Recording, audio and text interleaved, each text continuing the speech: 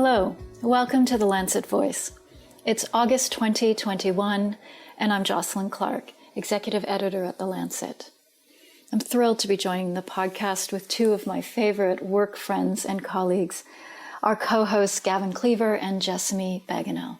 So it's pretty much been COVID-19 24/7 for the last 18 months at the Lancet. But we've also been talking increasingly about other things: equality, economy, recovery, and how to be a good intersectional feminist. Feminism is for everybody. That was the title of the editorial which opened our special theme issue from 2 years ago, which we called Lancet Women. We're going to talk today about how feminist economics and theory can inform a better recovery from COVID for everybody. The conclusion we drew from that special issue, Lancet Women, was that if we are to achieve meaningful change, actions must be directed at transforming the systems that women work within, making approaches informed by feminist analyses essential. We, of course, wrote this editorial before the COVID-19 pandemic, an event which has upended the world and caused endless conversation and debate about how we can avoid returning to the old normal before COVID. How can we repair the fault lines in societies which are unequal? And how does this exit and recovery from the pandemic allow us to think of a better world for the health, well-being, and equity of everyone? When we think of how feminist theory and feminist economics can improve health and inform and advance our societies post-COVID-19, there was no better person to talk to about the subject than Professor Sarah Kaplan. Professor Sarah Kaplan is a professor of strategic management and distinguished professor of gender and the economy at the Rotman School of Management at the University of Toronto. She's also the founding director of the Institute for Gender and the Economy, or GATE. Her work looks broadly at organizational management, how organizations respond to new fields and technologies, and really interestingly at how they manage fields emerging at the nexus of gender and finance. And it's her work particularly on applying an innovation lens to understanding the challenges for achieving gender equality that connected us to her here at the Lancet. In fact, there's a lot for us to learn in medicine and science from management studies, and this is why 2 years ago I commissioned an article from Professor Kaplan and her colleague, Professor Sonia Kang, for our Lancet Women theme issue, which was interested in advancing women in science, medicine, and global health. Their article is called Working Toward Gender Diversity and Inclusion in Medicine, Myths and Solutions. It lays out brilliantly 5 myths that exist that perpetuate gender bias, and it busts them with evidence from the cognitive sciences, the business literature, and management studies. I really love that article and its structural approach to looking at gender bias. I read it and I share it all the time, and I know it's been one of the best read in our special issue. So I'm absolutely delighted that Professor Kaplan is joining us today on the Lancet podcast. I also have a personal connection to Sarah. She's based in Toronto, where I'm from, and she teaches at the University of Toronto, where I'm an alumna and an adjunct professor. I'm really so delighted that Professor Kaplan has joined us. I know our listeners will be so interested to learn about her work. And I'm joined by my colleague, Jessamy Bagenal, and together we'll explore with Professor Kaplan her work on gender and the economy, and in particular, what that means for the challenge of recovering from COVID-19. Welcome, Sarah. So pleased to be here. Thanks for including me in your fantastic podcast. So let's start with the basics. What is feminist economics, and how does it relate to health? When it comes to feminist economics as it relates to health, we're talking about a gender-based violence as an example. That is an economic question, but it's also a health question. And in fact, they intersect because when people experience gender-based violence, they need to access healthcare, but it also means that they often are unable to do their work or their jobs. They have to potentially move to get away from violence at home, and that is going to impact their economic circumstances, which again has feedback onto their health circumstances if they're unable to access or pay for the health care that they need. So it's that kind of reinforcing cycle as an example of the kinds of things that feminist economics can bring to the conversation about healthcare. That's so interesting, Sarah. And I mean, we've had these conversations over the last year about what COVID-19 has shown us. And And it's almost feeling like it's a bit cliched to keep talking about it. But I think it is important to keep talking about it because there are forces trying to pull us back in a different direction, back to a sort of normal state. What do you think from your sort of lens are the things that we've learned in terms of the sort of inclusivity of the political economies that we inhabit? Well, I think a key to the answer to that question is in your statement about people wanting to get back to normal. And one of the things that the COVID pandemic has revealed in its terrible consequences, both health as well as economic consequences, is that the old normal was not so awesome for very many people, that there were lots of people who have historically been excluded from the economy or who have been disadvantaged, for example, because they don't have unpaid sick days. And the lack of unpaid sick days was actually a primary driver of the spread of COVID in places like long-term care homes, because the workers could not afford to not go to work, and yet they were sick and they infected lots of people. And because their jobs were so bad, they often had to work at 2 or 3 care homes to make ends meet, in which case they were actually spreading from care home to care home. And something like a policy around paid sick leave would have both ameliorated their economic circumstances as well as dealt with some of the terrible consequences of the spread of COVID. So that's just an example about what this experience has taught us about the political economies we inhabit. And in particular, a lot of these impacts that we're talking about are most acutely felt by women, immigrant women, women of color, who are often occupying some of those kinds of jobs that require them to put their bodies physically on the line, risking their own personal health to be able to do their jobs. So when we talk about wanting to, quote, get back to normal, I'm hoping we don't. I'm hoping that we actually are using the insights that we've generated from this to as I've said, and other peoples have used the language, build back better, but, I want to be more robust in my comment about that in terms of thinking about how can we use these insights to look at the jobs that are poorly paid or don't have good benefits and fix those. Another major insight that came from COVID was the unequal distribution of work, unpaid care work at home, especially as children were out of school or out of daycare. And so now that we have seen exactly how much work it is to take care of children at home, many people, I think, were already aware of that, but maybe people in power, typically straight, white, cisgender men, may not have always had a view into that. And so people in positions of power now have a closer view into something that feminist economists and also many women already knew. And so we have to address those issues going forward. And so, we can think of COVID as a portal into, this potential new way of thinking. Yeah, I think many of us who work in the field of gender studies are taking as one positive from the enormous consequences that come from the pandemic, that it is making some people more attuned to issues around gender that perhaps only half of the population may have been aware of.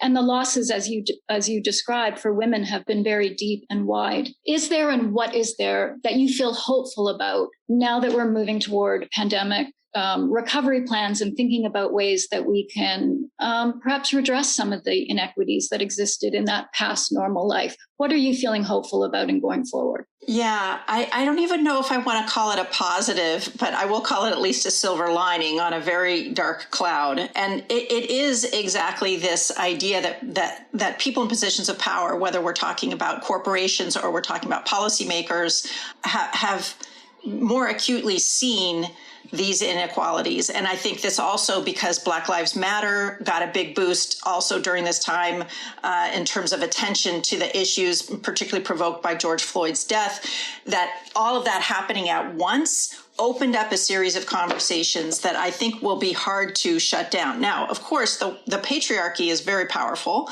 in its, and so it is amazing how many times we have to open up these conversations and yet find later that they do get shut down. But my hope is that this greater awareness amongst policymakers and corporate leaders of these inequities is going to change all sorts of policies that they have. For example, as I keep mentioning, offering paid sick leave as an example. We've discovered that flexible work and work from home and work from anywhere actually works. these were kinds of accommodations that people with disabilities had been asking for years, and we're told it's too expensive, it's too hard, we don't know how to make it work. But it turns out when everyone has to use it, we can make it work. And so I don't think we're going to go back to the same working styles which were built on a old industrial model that doesn't exist in how we work anyway. And so we have these opportunities to think about, well, how could we structure work that would actually allow people to accommodate the other obligations that they have in their life? You know, people have always thought that those who took flexible work were less committed to work because they had these home responsibilities. But my view is they've always been more committed to work because they were trying to make work with their home responsibilities. So many women have been jettisoned from the workforce during this pandemic. Companies are aware of this fact and are going to need to institute policies that gets them back to work, and not just back to any job, because women's employment has risen almost back to levels pre-pandemic, but it's not in the same kinds of quality jobs. Often it's more part-time. Often they had to take a lower stress job because they have these other obligations, and that's going to wipe out, basically 3 decades of progress. This is what the UN says, is wipe out 3 decades of progress.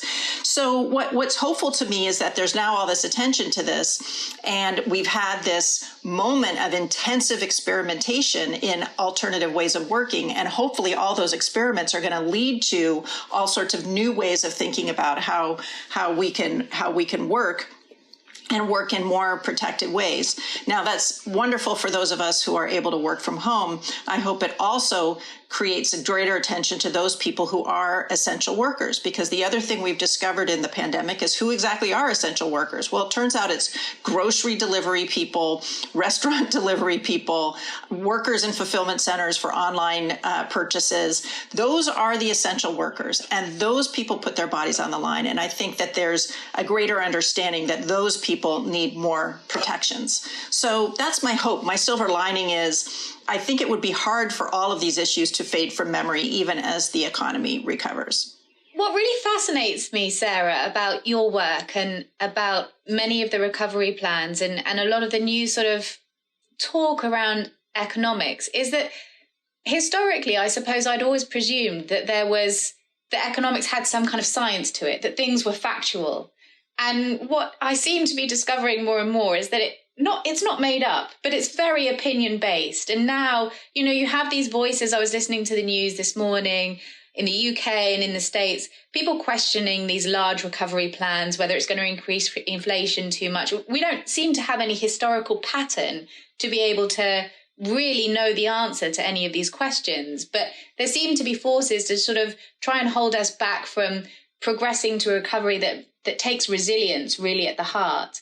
And I suppose a lot of how we run our economies is how we measure things. So I was wondering what you think about GDP. It seems to be such a root of many problems and evils, and what could replace it. And also what your thoughts are about economics now and what we know and what we don't know. I'd be fascinated to know. I think that my colleagues in the field of economics, at least academic colleagues, do feel like they are being fact-based. However, and they're, some of the study, most economic studies are very compelling and very well researched. However, as you point out, it depends a lot on what kind of question you ask. And again, what feminist economics points out is that a lot of times the questions that are being asked are not the right questions, which is, I guess, where your point about things being ideologically oriented, that what questions you ask depends upon what your point of view is about how the economy should work. So that becomes more problematic when you then try to translate rigorous academic research into policy, because, of course, in many countries, we're seeing increasingly polarized discussions about policy. So I don't want to feel like I don't want to end this conversation with this idea that economics is opinion-based. I think it can be very scholarly. However, it does matter on what your inquiry is. And of course, as you point out, a lot of the inquiry depends upon what your, quote, dependent variable is. What is your outcome measure that you're trying to look at? And if the measure is GDP, then we are going to miss a lot of things. So GDP is a measure that was only created less than 100 years ago. It was created during the Great Depression and the World War II in order to measure, productivity of manufacturing plants, basically, and it has become the primary measure, and that is problematic. The problem comes when we're trying to measure, when we use GDP as a measure, we are then, and then we're trying to optimize that measure. We're not optimizing for all of the other things that are happening in our society. And that's, again, what feminist economists point out, is that that measure in and of itself, and studies that use that as the basis of inquiry, are not going to capture a lot of the things that are affecting, 50% of the population or more. Because then we're talking about elders, we're talking about children, and we're talking about women who are, because of gender norms, seen as the primary caregivers at home. I have a fantasy that one day that will not be the case, but for now, in heterosexual couples, there's certainly this massive division of labor that only got better for about 3 or 4 weeks during the beginning of the pandemic, and then and I was very hopeful for 3 or 4 weeks, and then it all reverted back to the standards that we expect with women carrying the primary burden. So I guess I agree with you that GDP, it has its purposes, but if it's the only measure we're using, it becomes highly problematic. And so one of the things that we proposed in the Institute for Gender and the Economy did a feminist economic recovery plan for Canada jointly with the YWCA Canada. It was the first in the world for a national feminist economic recovery plan, and came on the heels of the state of Hawaii in the United States that did one. And one of the things that we recommend at the end of our report is we need to have other measures. And many countries are starting to experiment with that, looking at measures not just of jobs, but of good jobs, meaning jobs that have benefits or paid sick leave, looking at affordable housing and how many people have access to housing, looking at time spent on what is now unpaid care work. So until we think of those other outcome measures, and if we stay limited to thinking about GDP as the be-all and end-all measure of economic performance, we are going to be perpetuating a lot of the inequalities that the three of us have been talking about so far today. Thank you, Sarah. I mean, that is one of the most prominent pieces of work that the Institute for Gender and the Economy has done recently, and we wanted to ask you a bit more about that. So you partnered with the YWCA in this first feminist pandemic recovery plan for Canada. And you've told us a little bit about what different measures are required in order to, fit a more appropriate pandemic response. Can you tell us a little bit more about other principles that underlied this work and how this plan offers something different than the, plethora of other Build Back Better initiatives we've seen globally?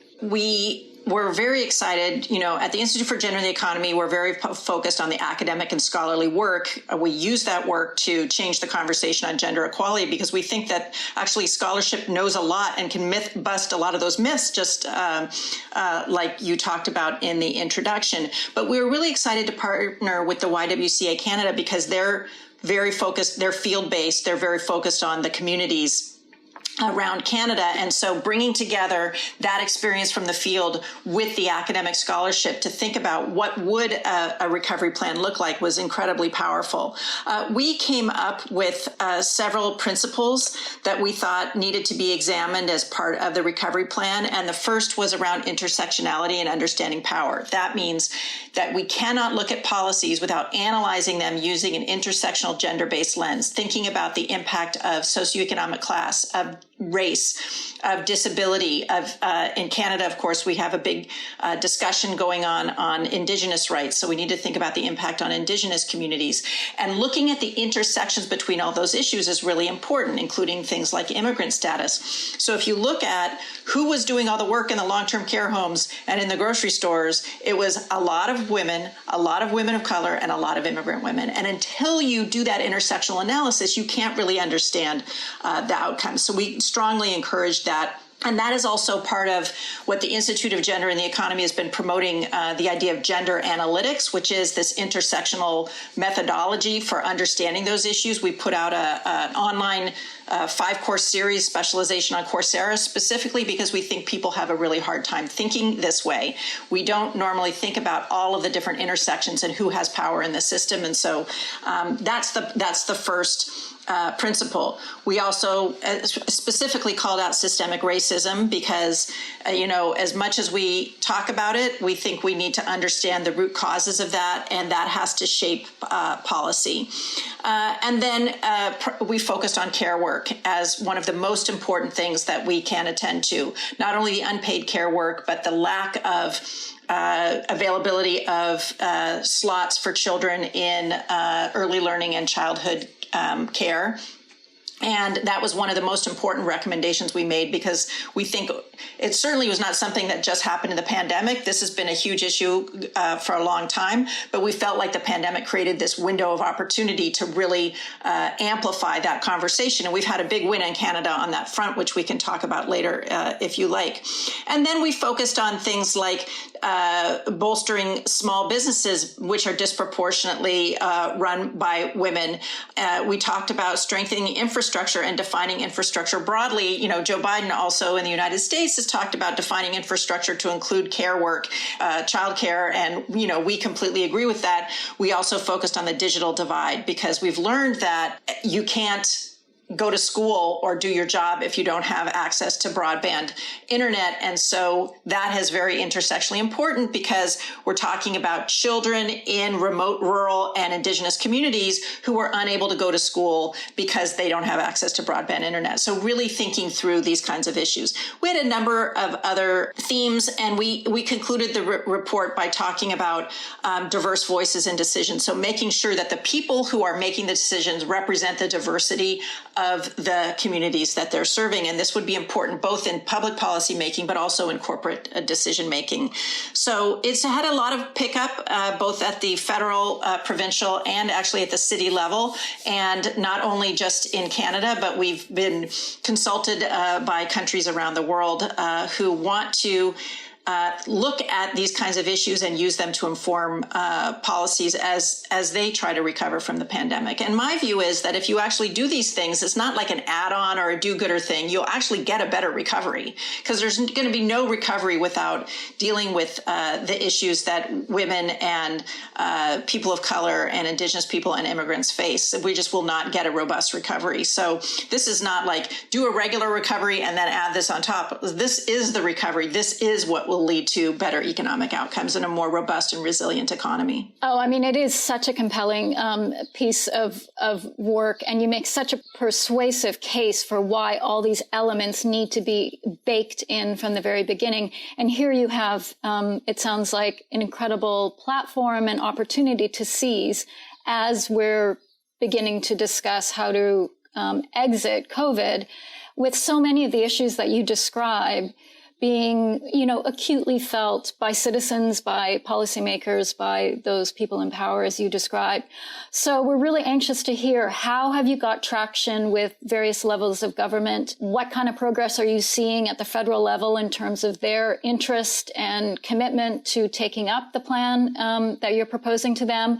And what's the big win on national childcare? We'd love to hear how far you've got with this. Yes, so there has been a lot of interest and consultation. As you probably know, in Canada, our Prime Minister, Justin Trudeau, has positioned his government as a feminist government, one committed to feminist issues. And the pandemic created a window of political willingness on the country level to implement some of these ideas. So the biggest win was in the latest budget. Chrystia Freeland, our Minister of Finance and Deputy Prime Minister, announced that Canada is committed to funding universal $10 a day childcare. Now, if for Europeans listening to this, they may be shocked that we don't have that yet in Canada. Of course, in Canada, we look south of the border to the United States and see that it's even worse in the U.S. But this would be the first time in Canada to get to universal affordable childcare. The province of Quebec has had it for a number of years, but nowhere else really effectively in Canada. And so it's very exciting to see that real money, billions of dollars, is being put forward in the federal budget to fund that. So that's the biggest win. But I wouldn't claim that it's a win that just the report. There was an incredible community of people activists, academic researchers, and others who have been for years and years and years advocating for and fighting for this exact kind of childcare policy. And so when we go to the silver lining of the pandemic, it did create that awareness, that political awareness, the political window of opportunity to be able to do something like this, where people would stop focusing on, quote, how expensive childcare is and realize actually it's an investment in infrastructure that actually pays huge dividends, not just in more women being able to enter the workforce, but you have better educated children who over their lifetime have greater earning potential because they were in high quality early childhood learning and care. And so the pandemic allowed the people who were promoting childcare to frame it as this incredible investment in the future of the country. And it was that framing that I think, maybe our feminist economic recovery plan helped put it over the edge. It was one of the many, many, many darts that were being thrown at the target. And that's the big win that we have in Canada. And I think it's an incredibly important one. How far beyond the childcare benefit, which is fantastic news, how far has the federal government, that is, got in incorporating the feminist economic principles that you're proposing in your plan in their own exit strategies and recovery of the Canadian economy? Well, so one of the other big recommendations we had was around gender-based violence, which we know has been hugely exacerbated during the pandemic with the various lockdowns that forced people into their homes and often into incredibly unsafe conditions. And so we do know one of the wins that came before the pandemic was the creation of a Department for Women and Gender Equality in Canada with, a minister and a department with staff who are working on things. And one of their primary issues in their file is gender-based violence, and there's been an increased investment in creating places for people to go, creating more resources for people experiencing gender-based violence. So that's something that also has been an essential part of the economic recovery plan.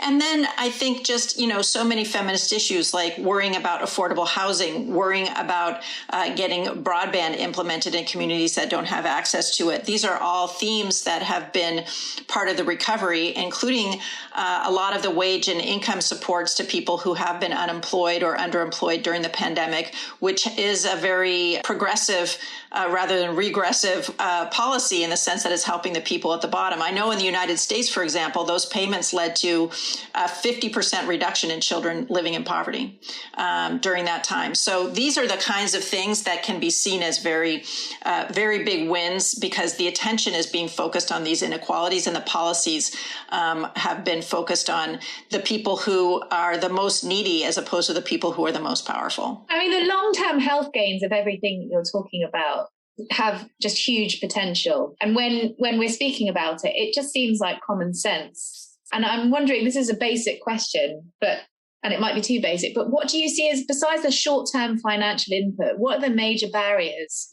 against this type of recovery plan? It seems like the obvious way. Yes. Well, sadly, the basic common sense to those of us who are attuned to these kinds of inequalities is not basic common sense to people in positions of power who are, hardwired to want to preserve their privilege and have been taught a certain way of thinking about things, as we discussed before. GDP being a primary measure of economic output, well, then if that's your measure and you're refusing to consider other measures, then that's hugely problematic. I also think that the people in power, they have a lot of wealth, and most of these kinds of programs that we're talking about are redistributive. So, someone is going to have to pay. In the United States, there's a big debate right now about whether, people would be willing to tax the extremely wealthy, the very wealthy at the very top, and just a small increase in tax in them could pay for all the kinds of programs we're talking about. But those extremely wealthy people don't want to, even though they have billions, they don't want even a little portion of their billions.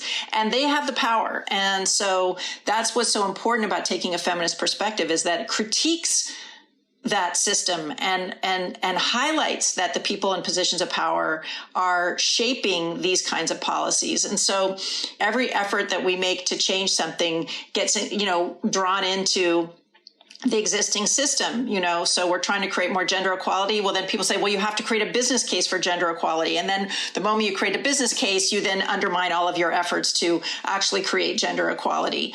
You create affirmative action to get more people of color represented in universities or in jobs. And then that gets turned on its head because then suddenly, white people are claiming that they're being, discriminated against. And I've had that question many times when I've been promoting. For example, I work a lot on questions about getting more women into corporate boards because those are the key decision makers, and we should have representation that looks like the society in which these boards serve. And I've had, straight white men who are current corporate directors saying, well, why are you advocating discriminating against a certain class in order to get women in? And I'm like, but don't you understand that for the entire history, women have been discriminated against? We're not talking about discriminating against men or white people. We're talking about leveling the playing field so that everyone has an equal opportunity. But people in positions of power don't want to have that be the narrative. And so that's why it's, 2 steps forward, sometimes 3 steps back. It's unbelievably depressing to think about how hard people have been fighting for how many years, and how we count a tiny little win as finally getting childcare. I mean, it's a big, huge deal, but why is it 2021 when we're finally getting universal affordable childcare in Canada? So I'm hopeful that we can make more progress right now, but I also have wised up to the forces that push against it. Wow. Well, I mean, it's an extraordinary passion and commitment, and very obvious how you and your team are developing such strategic intelligence to fight back against those forces. And I think all of us fighting for equity and inclusion feel that. The backlash is real and it's strong. And it's just been such a pleasure talking to you and hearing about this work. As Jessamy said, it has incredible and substantial impacts on health and how we deliver health. And it's wonderful to hear such a deep dive into, really important framing discipline that has so much influence on the kind of work that we do here at the Lancet. Well, thank you. It's always fun to talk about these issues. And as you can tell, I sometimes get overly enthusiastic, but it's only because I just really feel like I can't do anything else. Like I was always an innovation scholar. And then I just realized one day I had to do, gender, racial, and other kinds of equity and equality as my day job when I founded the Institute. And I feel like I have to just keep fighting. And I'm just so grateful to the Lancet that they're interested in fighting alongside all of us who are doing the work. So thank you.